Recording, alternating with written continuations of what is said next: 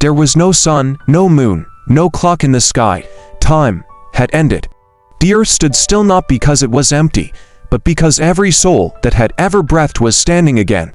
Kings and beggars, pastors and criminals, the loud and the forgotten, the ones who prayed, and the ones who mocked prayer. No one was missing, no one was hiding. They stood before a great white throne. It didn't need light, it was light. And on the throne sat the judge, not angry, not smiling, just holy. Books were opened. Not one books, every word ever spoken, every secret thought, every private decision made when nobody was watching, the lies we told and forgot, the kindness we almost gave but didn't, the prayers we delayed, the forgiveness we refused. Nothing was missing. Nothing was edited. Some people began to tremble, not because they didn't believe anymore, but because now belief was no longer enough.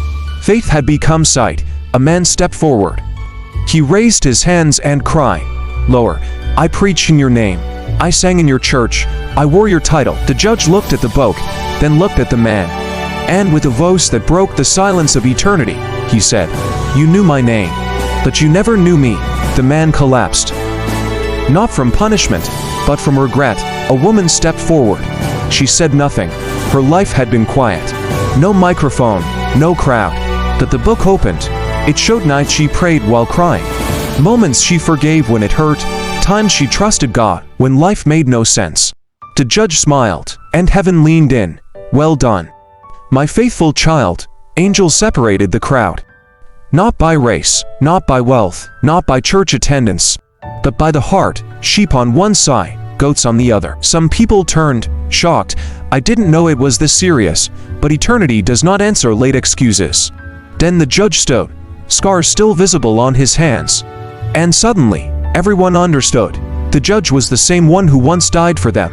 The same hands that were nailed now held justice. The same voice that said, "Father, forgive them," now spoke final truth. "I was hungry, and you fed me. I was broken, and you loved me. I was ignored, and you saw me." To others he said, "I was there, and you walked past me." Tears fell, but not all tears were equal.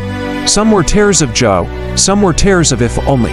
No appeals, no delays. Mercy had already been offered. Judgment was simply the receipt of the choice. As the righteous stepped into eternal light, the others realized something terrifying. Hell wasn't prepared for humans, but humans chose it by rejecting love. The throne remained. Eternity began. And one question echoed forever. What did you do with the life I gave you? Comment, like, and share this video. Don't forget the judgment day is coming.